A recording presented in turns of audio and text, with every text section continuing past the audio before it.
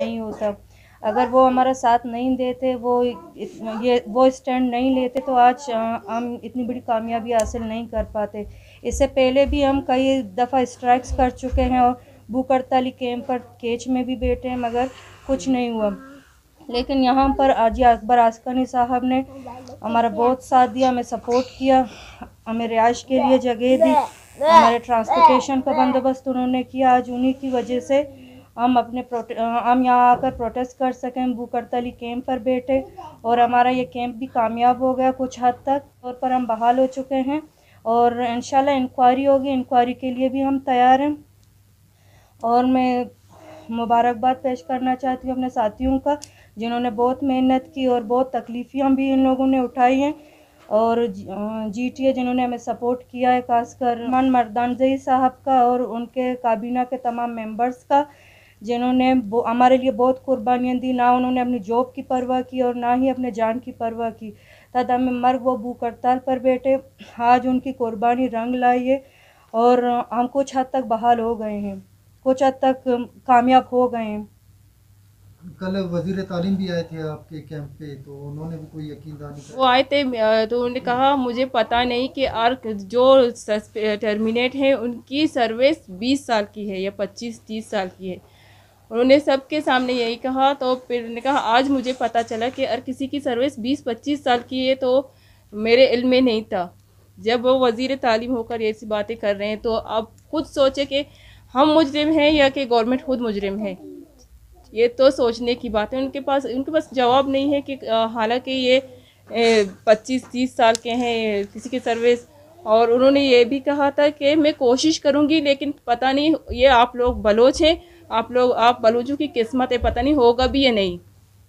उन्होंने हमसे यही कहा। अच्छा, जो कॉम्पिटेंट अथॉरिटी है वो वज़ीर आला बलूचिस्तान है, तो आप क्या अपील करेंगे? से अपील करना चाहते हैं कि वो हमारी बहाली को मुमकिन बनाएं। ये बहाली तो आर्जी तौर पर है और आगे इंक्वायरी भी होगी CMIT के थ्रू। फिर हम इंक्वायरी के लिए तैयार हैं, हम 3 इंक्वायरियाँ दे चुके हैं। अगर अब इंक्वायरी होगी तो इंक्वायरी टफ होनी चाहिए, वो सिर्फ हम पर नहीं होना चाहिए, वो सिस्टम पर होना चाहिए, एजुकेशन डिपार्टमेंट पर होना चाहिए। हमारे DEO मेल और फीमेल की इंक्वायरी होनी चाहिए और RTSM की इंक्वायरी होनी चाहिए, क्योंकि RTSM ये बयान दे रही है कि ये रिपोर्ट हमारी नहीं है, ये रिपोर्ट उन लोगों ने खुद तैयार किया है। DEO मेल और फीमेल ने ऑफिस टाइमिंग के बाद अपने सर्द कमरों में बैठकर उन्होंने एक जाली रिपोर्ट तैयार करके सेक्रेटरी को भेज दिया था, उसके थ्रू हम टर्मिनेट हुए हैं। तो मैडम, जैसे कि अब 114 के करीब असातिज़ा है जी, पसमानदा इलाका है, उसको पहले कोई इतने ज़्यादा स्कूल नहीं, इतने ज़्यादा टीचर नहीं है, तो इसकी वजह की तालीम पे वो कितना फ़र्क पड़ रहा है? तकरीबन 60 स्कूल बंद हैं, जो जिनमें सिंगल टीचर्स हैं, वो 60 स्कूल्स बंद हैं। वो पसमानदा एरियाज़ हैं, वहाँ पर पहले से लोग माइग्रेट करके जा चुके हैं। जो बचे कुचे लोग हैं जो माइग्रेट करके नहीं निकल सके, जहाँ जो एरिया हसास है, वहाँ के हालात ख़राब हैं, उनके पास इतनी मतलब अपॉर्चुनिटी नहीं थी कि वो वहाँ से माइग्रेट करके जा सकें, वो वहीं पर अभी तक रह रहे हैं। उनके बच्चों पर बहुत असर पड़ रहा है, वो बाहर नहीं जा सकते और उनके बच्चे वो इतना अफोर्ड नहीं कर सकते कि वो शहर में आकर अपने बच्चों को तालीम दें। वो वहीं पर अपने बच्चों को तालीम के लिए वही स्कूल भेजते थे और कुछ नहीं भेजते थे, और हम उन स्कूल बंद हो गए हैं तो उनसे जो है वहाँ के जो बच्चे हैं उनके फ्यूचर पे क्या असर पड़ रहा है, उनके फ्यूचर को क्या खतरात ला के? सर मैं अपने केस का क्या बताऊं।